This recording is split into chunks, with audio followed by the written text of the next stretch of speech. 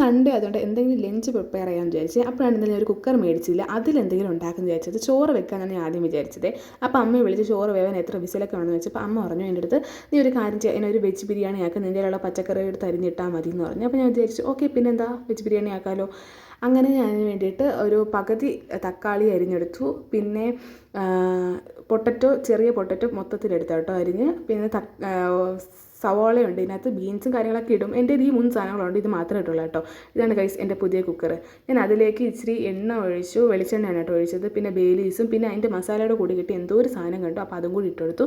അതിന് ശേഷം ഞാൻ എന്ത് ചെയ്തു, ഉള്ളി ഇട്ട് കുറച്ച് നേരം വഴറ്റി കേട്ടോ. സത്യം പറഞ്ഞാൽ ഇതെങ്ങനെ ഉണ്ടാക്കണമെന്ന് എനിക്കറിയത്തില്ല, ഞാൻ എൻ്റേതായ രീതിയിലാണ് കേട്ടോ ഉണ്ടാക്കുന്നത്. പിന്നെ എന്ത് ചെയ്തു, തക്കാളിയും ഒരു ഉരുളക്കിഴങ്ങ് അരിഞ്ഞതും കൂടി ബാക്കി ഇട്ട് കൊടുത്തു.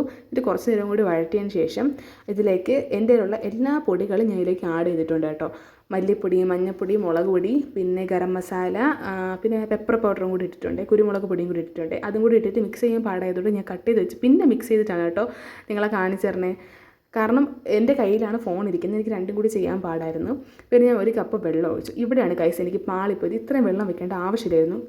സത്യത്തിൽ എനിക്ക് എത്ര വെള്ളം വെക്കണമെന്ന് അറിയത്തില്ല. ഞാൻ കരുതി ഇനിയിപ്പോൾ വെള്ളം കുറഞ്ഞു പോയി കഴിഞ്ഞാൽ അരിയിൽ നിന്ന് കരിഞ്ഞു പോകുമെന്ന് വിചാരിച്ചാണ് കേട്ടോ ഞാൻ ഇത്രയും വെള്ളം വെച്ചത്. അതിനുശേഷം ഉപ്പിട്ട് ഞാൻ അടച്ച് വെച്ച് കേട്ടോ. ഇപ്പോൾ എൻ്റെ വിസിൽ ഊതും ഗൈസ്, വിസിൽ ഊതും. ഞാൻ കരുതി വിസിലൊന്നും ഊതത്തില്ല, മറ്റെന്തെങ്കിലും തെറ്റ് പറ്റുമെന്നൊക്കെ ഞാൻ കുറേ നെഗറ്റീവ് അടിച്ചു ഗൈസ്. പക്ഷേ വിസിൽ ഊതിയപ്പോൾ എനിക്ക് സമാധാനമായി. 2 വിസിൽ കേൾപ്പിച്ചായിരുന്നു. ഒരു വിസിൽ കഴിഞ്ഞപ്പോഴാണ് ആലോചിച്ച് വീഡിയോ എടുക്കാമെന്ന്. അതിനുശേഷം എനിക്ക് വിശന്നപ്പോഴേക്കും ഞാൻ കുറച്ച് പാതി തണ്ണിമത്തൻ അരിഞ്ഞ് കഴിച്ചു. ഇതാണ് ഗൈസ് എൻ്റെ ബിരിയാണിയുടെ അവസ്ഥ. ഇച്ചിരി വെള്ളം കൂടി ഇപ്പോൾ ഇത് ഒഴിച്ച് കഴിഞ്ഞാൽ നല്ല ടേസ്റ്റ് ഉണ്ടായിരുന്നേ. പിന്നെ കുറച്ച് അലങ്കാര പണിക്ക് ഞാൻ അത് എടുത്ത് വെച്ചിട്ട് 2 പപ്പടം അരിഞ്ഞ്, പപ്പടം അരിഞ്ഞെന്ന് വെള്ളരിക്ക അരിഞ്ഞ് പപ്പടം പൊരിച്ച് വെച്ചിട്ടുണ്ടായിരുന്നു ഗൈസ്. അടിപൊളി.